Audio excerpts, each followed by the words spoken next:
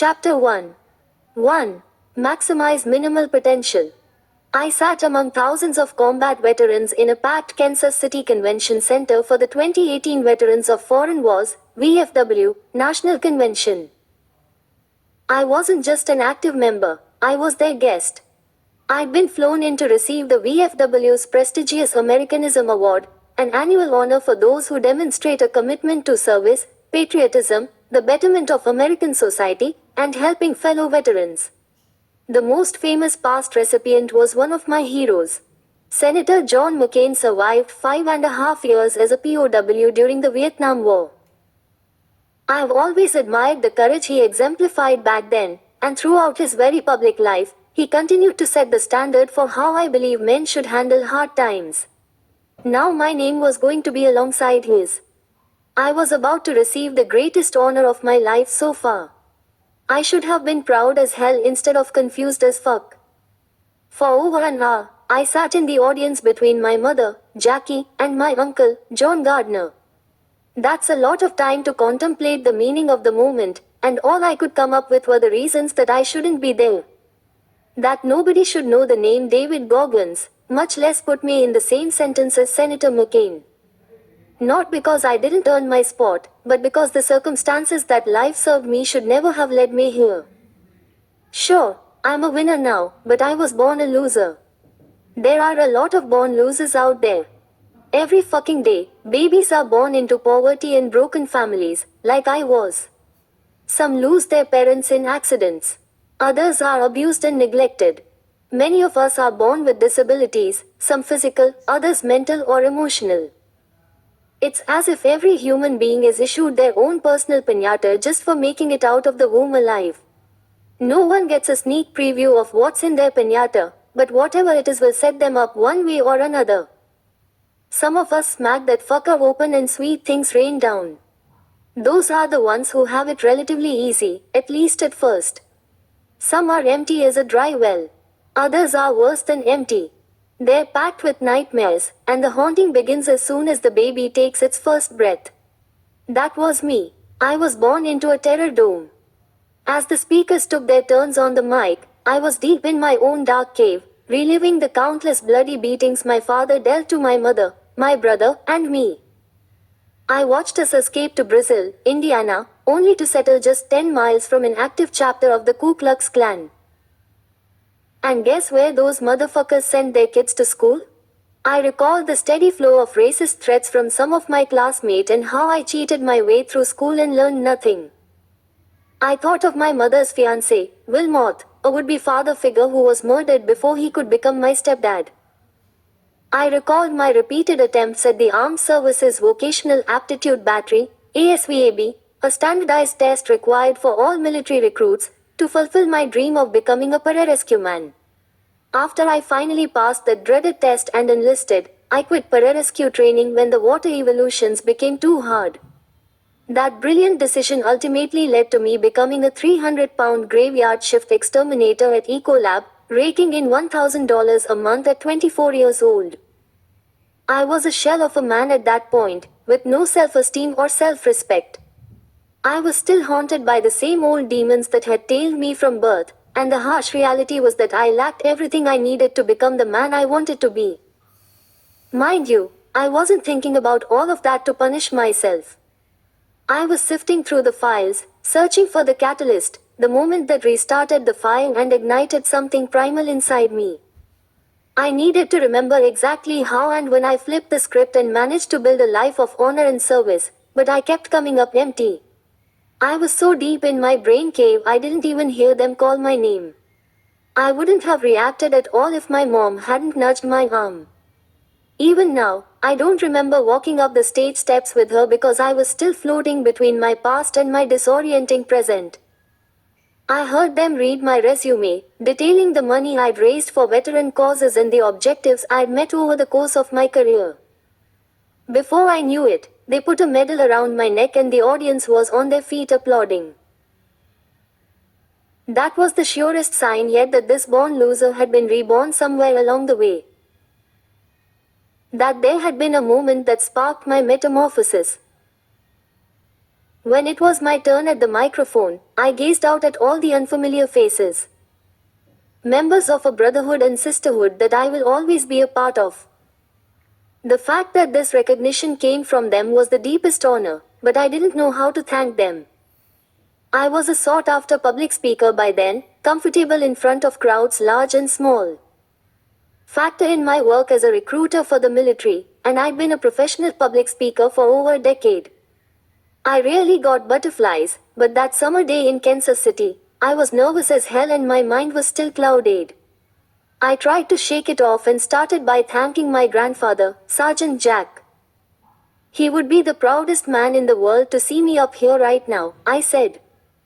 Choked up, I paused, took a deep breath to compose myself, and started again. I'd like to thank my mom, who, I turned to my mother, and when our eyes met, the moment that permanently changed my life finally hit me, and the power of that realization was overwhelming. I'd like to thank my mom, who. My voice cracked again. I couldn't hold back the flood any longer. I closed my eyes and sobbed. Like a dream that only lasts seconds yet feels like hours, time stretched out and scenes from the ultimate turning point in my life, the last time I ever saw my father, colonized my mind. If I hadn't taken that trip, you'd never have heard of me. It finally hit me and I was overwhelmed by the work it took to get here. Asterisk, asterisk, asterisk. I was 24 years old when I realized I was broken inside. Something had gone numb in my soul, and that numbness, that lack of deep feeling, dictated what my life had become. It's why I quit going after my goals, my biggest dreams, whenever things got hard. Quitting was just another detour.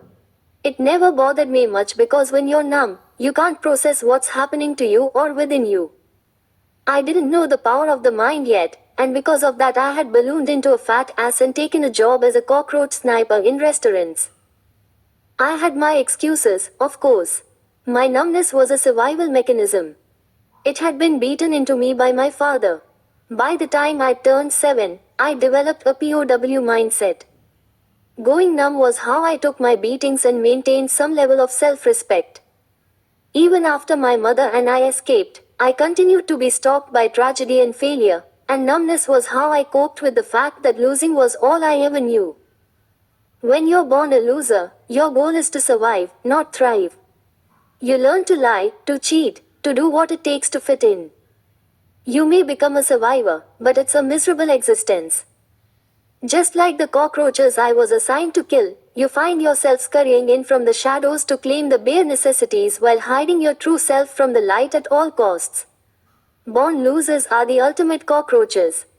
We do what we have to, and that attitude often enables some pretty severe character defects. I certainly had some. I was a quitter, a liar, a fat, lazy motherfucker, and I was deeply depressed. I could feel myself unraveling a little at a time. Fed up and frustrated, bitter and angry, I couldn't take much more of my sorry-ass life. If I didn't change, and change soon, I knew I would die a loser, or worse. I might end up like my father, the hustler who was one quick twitch away from violence. I was consumed by misery and groping for some mental foothold to keep me from giving up for good. The only thing I could come up with was to go back to that house on Paradise Road that still haunted me. I had to get to Buffalo, New York, and look my father in the eye. Because when you're living in hell, the only way to find your way out is to confront the devil himself.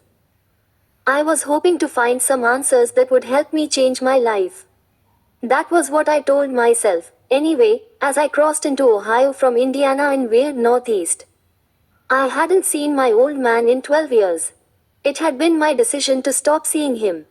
At that time, the court system allowed children to make those decisions once they turned 12. I made that choice mostly out of respect for and loyalty to my mom. He'd stopped beating us after we left Buffalo, but the one thing that never went numb was how I felt about what my mother endured at his hands. Still, over the years, I had questioned that decision and began to wonder if my memories, if the stories I told myself, were true. On the long drive, I didn't listen to music. All I heard were the competing voices in my head. The first voice accepted me as I was. It's not your fault, David. None of this is your fault. You are doing the best you can with what you've been given. That was the voice I'd been listening to my entire life. It's not my fault was my favorite refrain. It explained and justified my lot in life and the dead-end path in front of me, and it played 24/7. However, for the first time, another voice chimed in. Or maybe it was the first time I stopped listening only to what I wanted to hear. Roger that. It ain't your fucking fault that you were dealt a bad hand, but it is your responsibility. How long will you allow your past to hold you back before you finally take control of your future? Compared to the first, more nurturing voice in my head, this one was ice cold, and I did my best to tune it out. The closer I got to Buffalo, the younger and more helpless I felt. When I was 150 miles away, I felt like I was 16 years old. As I pulled off the highway and wound through the Buffalo City streets, I felt like I was 8, the same age I was when we packed all our shit into garbage bags and walked out the door. Once I walked into the house, it was August 1983 all over again. The paint on the walls, the floors, the appliances and the furniture, all of it was the same. While it looked a lot smaller and out of date, it was still the haunted house I remembered, filled with years of grisly memories and palpable dark energy. However, my father was warm and more affectionate than I remembered. Turnus was always a charmer, and he acted genuinely happy to see me. As we caught up, I found myself laughing at his jokes, slightly confused by the man in front of me. After a while, he checked his watch and grabbed his coat. He held the front door open for his wife, Sue, and me as we headed for the car. "Where are we going?" I asked. "You remember the schedule," he said. "It's time to open up." The first thing I noticed about Scotland from the outside was that it needed a paint job. Inside, the floor and walls were chipped and stained, and the whole place smelled funky. The office had deteriorated too. That sofa we slept on as kids, where my mom caught him cheating on more than one occasion, still hadn't been replaced. It was filthy as hell, and that's where I sat after the grand tour while my father headed upstairs to spin hip-hop records in the Vermilion Room. I felt dizzy and disoriented. It was strange how far the old man had let his standards slip. He wasn't the strong, exacting, demanding figure I'd remembered. He was old, weak, soft in the middle, and lazy. He didn't even appear to be that mean anymore. He wasn't the devil at all. He was human. Had I been feeding myself a false history? As I lingered in that office, steeped in the past, I wondered what else I'd been wrong about. Then, at around 10 o'clock, the bass line dropped upstairs and the ceiling started to shudder and shake. Within seconds, I heard hollering, laughter, and that steady stomping to the beat.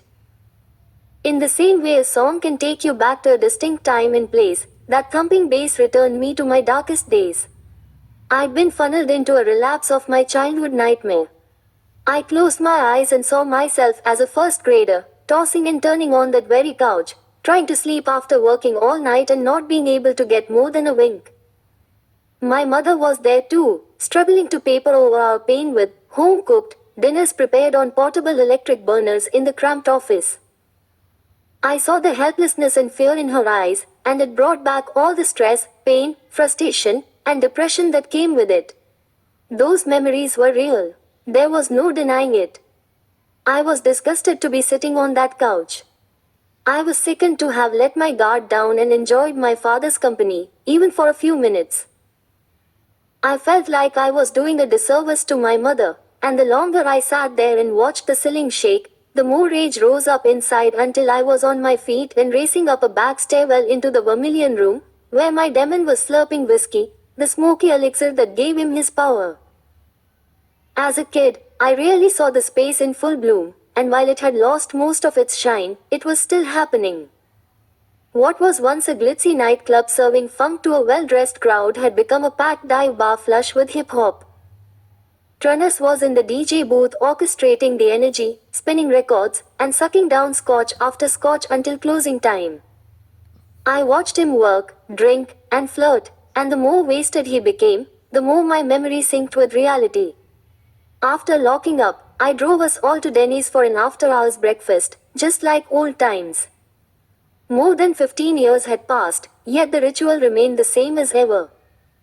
Turnus was sloppy as hell by then, and he could tell it made me uncomfortable, which ticked him off.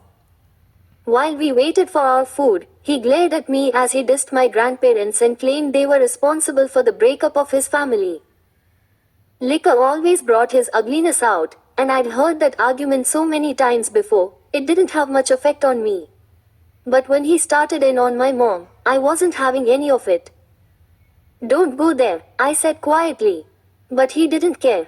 He barked about how everyone turned on him and how weak and sorry we all were. His spittle flew. The vein in his temple throbbed. "Turnus, please stop," Sue said. There was something in her tone, a mixture of fear and dread, that I recognized. She wasn't standing up and telling him how she felt. She was pleading with him. It reminded me so much of my mother and how powerless she felt when Turnus would rage on and on. He was the type of guy who would call a woman over to the house at 3:55 p.m., knowing my mom would be coming home at 4 o'clock. He wanted her to catch them in the act to show her that he had all the power and would do whatever the fuck he wanted at any time of day or night. It's the same reason he beat me in front of her and did the same to her in front of me. The very same day we left, Sue moved in, yet he often told her, and anyone else who would listen, how beautiful and smart my mother was, as if she were the one who got away. He needed Sue to feel she wasn't good enough for him, and never would be. For the first time in my life, I felt for Sue and realized that Turnus' specialty was the weaponization of disrespect. It was a tactic he used to bully women and children into submission. He knew that once he choked a motherfucker out mentally, they would lose all their fight and self-respect, which would make it easier to manipulate and dominate them. That's what he was after. Not love. He craved dominance and subservience. It was like oxygen to him. He harvested souls with violence and rage. He wanted the people closest to him to feel wounded and empty. Decades later, my mother still struggles with self-respect, decision-making, and confidence. Turnus' face was red from alcohol. His jaw clenched with tension as he kept talking shit. There was no doubt that he was the bully and abuser I remembered, but not because he hated my mom or Sue, or my brother or me, but because he was a sick, fucked up old man who didn't believe he was worth a damn and could not and would not help himself. Years later, I would learn that he had suffered abuse when he was a kid. His father made him stand in front of a flaming hot coal furnace in a dark room, and after a torturous waiting period, his dad would show up with a belt and lash him, buckle side first. If he moved away from the belt, he'd get burned, so he had to accept his father's lashings and try not to move.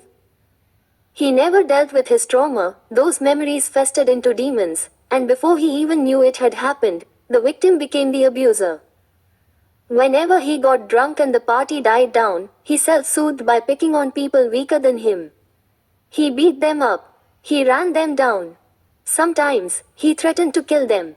But as soon as an abusive episode was over, he would erase it from history. The beatings we took never happened. He liked to think of himself as a big man but never accepted responsibility for anything he did that went wrong, which didn't make him any kind of a man at all. I suppose I was in that Denny's booth with him because part of me was hoping Turnus would apologize, but he didn't think he had anything to be sorry for. He was straight up delusional, and his delusions demoralized all of us. They were also contagious. For years, he made me bleed, and he made me doubt myself. He transferred his demons to me through the lashes of his leather belt in the open palm of his hand, and like him, I grew up believing in delusions. I hadn't become an evil sociopath, but like him, I never took responsibility for my own shortcomings or my failures. Sitting there listening to him rave made my blood run hot. Sweat beaded on my forehead and all I could think about was payback. It was his turn to suffer at my hands. I wanted to make him bleed for my pain. I wanted to beat that motherfucker down right there in Denny's. I was hair trigger close to allowing my father to turn me into a violent maniac just like I remembered him to be. He recognized the fire in my eyes because it was as if he were looking into a mirror, and it scared the shit out of him. The weather changed in our booth. He stopped ranting mid-sentence. His eyes went glassy and wide, and in the fluorescent light of the diner, he looked meek and small. I nodded as I recognized, in that very moment, the lie that inspired my trip to Buffalo. I hadn't driven all the way from Indianapolis as some first step towards self-improvement. No, I was there looking for a free pass. I went to collect more evidence that all my many failures and disappointments stemmed from the same root cause, my father, Trunas Goggins.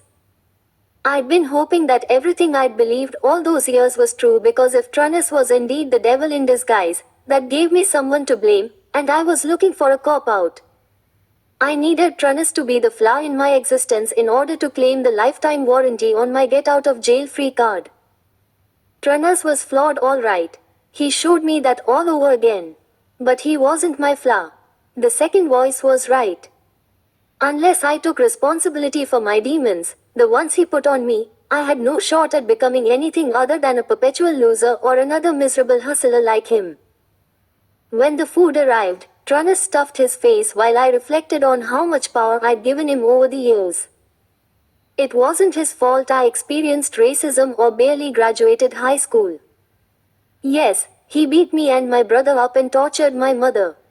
He was a fucked up man, but I hadn't lived with him since I was 8 years old. When was I going to take my soul back from him? When was I going to own my own choices, my failures, my future? When would I finally accept responsibility for my life, take action, and wipe the slate clean? Nobody said a word while I drove us back to Paradise Road. Trunas watched me with a mix of drunken sadness, loss, and anger as I grabbed my car keys from the kitchen counter and walked straight out the door. I'd planned on spending the weekend, but I couldn't stand to be in his presence for 1 minute longer. While the words were never spoken, I believe we both knew that would be the last time we would ever see each other. The funny thing was, I didn't even hate Trunas anymore because I finally understood him. On the drive back home, I turned the volume way down on the nurturing voice in my head and tuned into reality. In place of excuses, it was time for ownership of exactly who I'd become in all of its ugliness, and that meant acknowledging that my thin skin was definitely part of the problem. All of us are dealt circumstances in life we don't have any power to control. Sometimes, those things are painful, occasionally, they are tragic or inhuman. While the accountability mirror, which I tagged with sticky notes filled with real talk, daily tasks, and a few bigger goals, had helped me get to a certain point, those fixes were surface level. I'd never attempted to dive down and solve the root cause of my problems, so I crumbled whenever life asked me to dig deeper and persevere in order to achieve something that could lead towards sustained success. I'd spent my entire life in surface waters hoping that my luck would change and everything I'd dreamed of would fall into place for me. That night, on my drive home to Indiana, I accepted the hard truth that hoping and wishing are like gambling on long shots, and if I wanted to be better, I had to start living every day with a sense of urgency. Because that is the only way to turn the odds in your favor. Reality can be a motherfucker when all of your excuses are stripped away and you are exposed for exactly who and what you have become, but the truth can also be liberating. That night, I accepted the truth about myself. I finally swallowed reality, and now that I had, my future was undetermined. Anything was possible as long as I adopted a new mindset. I needed to become someone who refused to give in, who simply finds a way no matter what. I needed to become bulletproof, a living example of resilience. Think of a packet of seeds scattered in a garden. Some seeds get more sunlight, more water, and are planted in nourishing topsoil, and because they are put in the right place at the right time, they can rise from seed to seedling to a thriving tree.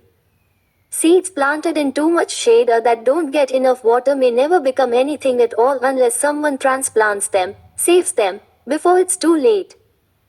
Then there are those seedlings that look for the light on their own. They creep from the shade into the sunshine without being transplanted. They find it without anybody digging them up and placing them in the light. They find strength where there is none. That is resilience. Once we are born, our natural instinct is to look for ways to thrive. But not everybody does, and sometimes, there's a damn good reason for it. I was brought up in darkness. My roots were flimsy. I was barely tethered to rock hard ground. My spirit, soul, and determination weren't nourished in the light, but on that ride home, I realized that only I have the power to determine my future, and I had a choice to make. I could continue living in the haven of low expectations, where it was comfortable and safe to believe that my life was not my fault or my responsibility and that my dreams were just that, fantasies that would never be because time and opportunity were not and would never be on my side. Or I could leave all that behind for a world of possibility, much more pain, unfathomably hard work, and zero guarantees of success. I could choose resilience. At 24 years old, a powerful force was gathering within me, waiting to be unleashed. I would soon call upon it to complete 2 hell weeks, become a member of the Navy Sea, Air, and Land, SEAL, teams, and complete Army Ranger School. I'd compete in ultra races and break the world pull-up record. Thanks to that one night in Buffalo, New York, when I accepted my fate and became determined to tap into my resilience, I found the will to transform myself into the grittiest motherfucker ever to find light where there was none. I had never been a POW like John McCain and countless others, but I lived like a prisoner in my own mind for the first 24 years of my life. Once I'd liberated myself and begun to evolve, I learned that it is the rare warrior who embraces the adversity of being born into hell and then, with their own free will, chooses to add as much suck as they can find to turn each day into a boot camp of resiliency. Those are the ones who don't stop at good enough. They aren't satisfied with just being better than they used to be. They are forever evolving and striving for the highest level of self. Eventually, I became one of them, which is why I was honored at the VFW convention. Asterisk asterisk asterisk. I'd like to thank my mom, who, the audience gave me another round of applause as my sobs ebbed, and I returned to the present moment. Who never picked me up when I fell. She let me pick myself up when I was knocked down. By the time I was done speaking, all the emotion had drained clear. Honored and humbled to have received an award that most people would consider the crowning achievement of their career, I walked off that stage into the unknown. They say, iron sharpens iron, but I had left the military behind, and there was no one pushing me on a day-to-day basis any longer. Fuck it. I was always destined to be that one warrior. Content to be the motherfucker who sharpens his sword alone.